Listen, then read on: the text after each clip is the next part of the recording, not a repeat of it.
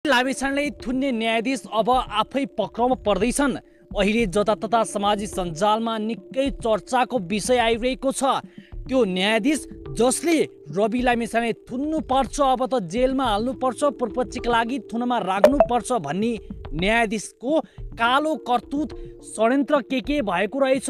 आदेश निकाल्दाखेरि षड्यन्त्र के भएको रहेछ, के जालझेल गरेको रहेछ, कतिसम्मको काम चोर रहेछ त्यो न्यायाधीश भन्ने कुरा अहिले सामाजिक सञ्जालहरूमा सञ्चार माध्यमहरूमा स्पष्ट भइरहेको छ, स्पष्ट पारिएको छ। यहाँ प्रमाणसहित हामी बोलिरहेका छौँ कि अहिले त्यो न्यायाधीशले कतिसम्मको हरकत गरेका छन् भन्ने कुरा तमाम निक्लिरहेका छन्। अहिले रवि लामिछाने थुन्ने आदेश जुन रमेश ढकाल न्यायाधीशले गरेको थियो, त्यो रमेश ढकाल न्यायाधीशलाई कारबाही गर्नुपर्छ, पक्राउ गर्नुपर्छ, छिटोभन्दा छिटो पक्राउको माग गरिरहेका छन्। आउनुहोस् यी यस्तै विषयमा चर्चा गरौँ। के गरेका रहेछन्, के जालझेल रहेछ, कस्तो आदेश रहेछ। रवि लामिछानेको आदेश एकचोटि वेबसाइटमा पनि अपलोड भइसकेको छ। रविलाई थुनमा नराख्नको लागि, बाहिरैबाट लड्नुको लागि पनि जिल्लाले जे गरेको छ त्यही आदेश हामी पनि गर्छौँ भनेर उच्चले पनि आदेश गरेर वेबसाइटमा पनि अपलोड गरेको तथ्य हामीसँग छ।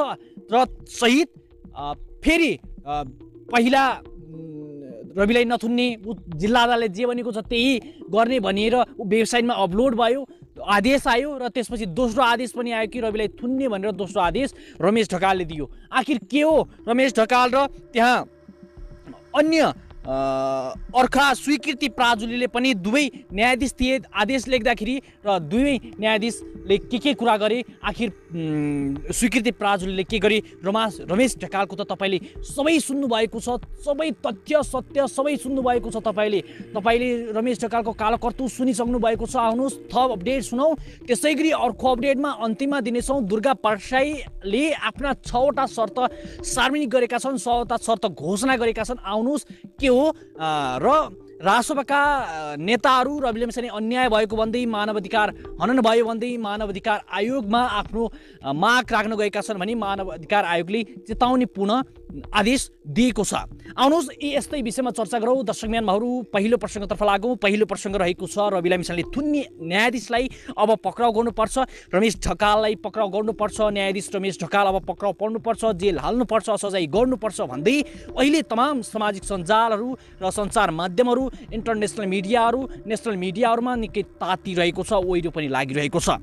यो विषयसँगै रवि लामिछानेलाई अब जुन थुन्ने आदेश गरेको थियो फुटबल जिल्ला अदालतले, जुन फुटबल उच्च अदालतले जुन थुन्ने भनेर आदेश गरेको थियो, त्यो थुन्ने भन्दा पनि त्यही दिन सोही आदेशमा भन्दा पनि केही छिन अगाडि 4-5 मिनट अगाडि रविलाई जिल्ला अदालतले जे आदेश दिएको थियो त्यही आदेश हामी पनि गर्छौँ भनेर रविको सदर गर्यो।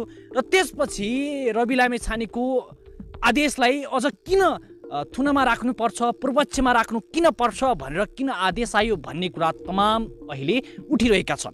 आउनुहोस् यो पनि बुझौँ। रवि लामिछानेको आदेश लेख्दै गर्दा न्यायाधीश रमेश ढकालको कालो करतुत अहिले पर्दाफास भइरहेको छ, सबैलाई जानकारी भएकै कुरा हो।